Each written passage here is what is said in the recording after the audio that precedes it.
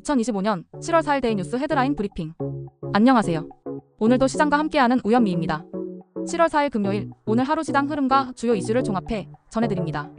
정책 변화, 글로벌 변수, 그리고 종목별 이슈까지 핵심 뉴스 함께 보시죠. 정책, 경제 및 산업 흐름. 먼저 정책과 산업 흐름입니다. 해외 주요 투자은행들이 한국의 성장률 전망치를 1년 4개월 만에 상향 조정했습니다. 새 정부 출범과 정책 기대감이 반영된 결과로 국내 증시에 긍정적 시그널이 될 수 있겠습니다. 한국과 베트남 간 상호 관세 유예 조치가 종료를 앞두고 있어 산업계 긴장감이 높아지고 있습니다. 철강, 화학 등 주요 수출 업종의 공급망 부담이 커질 가능성 주목해야겠습니다. 서울 강남권 부동산 시장에선 매수 심리가 눈에 띄게 위축됐습니다. 고강도 대출 규제가 효과를 보이기 시작한 모습인데요. 가격 조정세가 도심권까지 확산될지 지켜봐야겠습니다. 셀트리온홀딩스는 1조 원 규모의 재원 확보를 통해 지주사 사업 구조 개편에 나섭니다. 바이오 중심의 전략 재편이 주가에 어떤 영향을 줄지 관심이 모이고 있습니다. 해킹 사태를 겪은 SKT는 2분기 실적 방어는 가능할 것이라는 분석이 나오고 있습니다. 다만 3분기 이후의 수익성 타격 여부는 계속 모니터링이 필요하겠습니다. 인터넷은행의 하반기 성장 둔화 경고도 나왔습니다. 대출 중심의 성장 모델이 금리와 규제 환경에 제약을 받는 모습입니다. 마지막으로 APR입니다. 2분기 부성장을 기록한 것으로 보이며 증권가에서는 목표 주가를 상향 조정한 곳도 나왔습니다. 시장 증시 주요 흐름. 이제 시장 수급과 지수 흐름 함께 보시죠. 외국인은 순매수로 돌아섰지만 기관의 매도세가 강하게 이어지면서 코스피는 2% 가까이 하락했습니다. 수급 충돌 속에 혼조 장세가 이어지고 있습니다.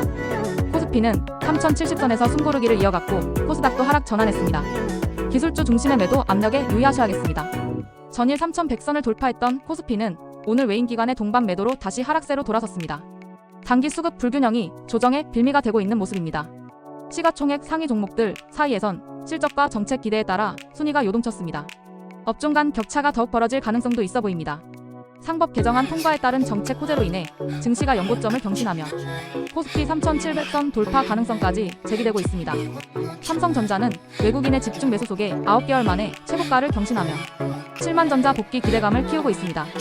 하나마이크로는 코스닥 커넥트 참여를 통해 기관 커버리지 확대를 시도하며 중소형주에 대한 제도 수혜 기대도 커지고 있습니다. 우리기술투자는 두나무 지분 재평가 기대에 기관 매수가 유입되며 강세를 보였습니다. 마지막으로 이재명 대통령의 부동산에서 주식으로라는 정책 방향 언급도 시장에 영향을 주고 있습니다. 하반기에도 허니문 증시가 이어질 수 있을지 지켜봐야겠습니다. 정치국제 정세. 다음은 정치국제 분야 소식입니다.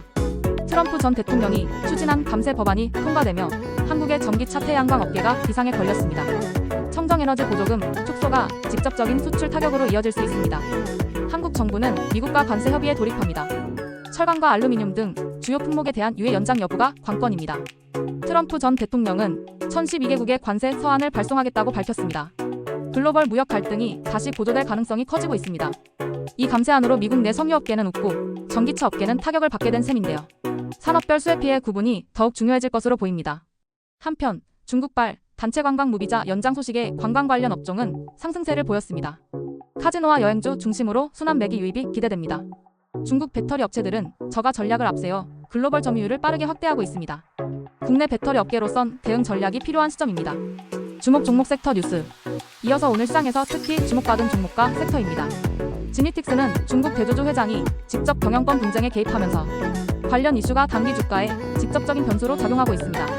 한전과 가스공사는 상법 개정안 수혜 기대감에 나란히 급등했습니다.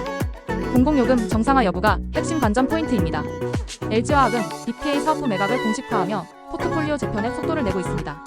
대웅제약은 예상치를 웃도는 2분기 실적을 발표하며 톡신 수출이 실적 개선을 이끌었습니다. HD현 대건설기계와 인프라코어의 합병 추진 소식도 있었는데요. 사업 효율 강화 목적이지만 신용도 영향에는 평가가 엇갈리고 있습니다.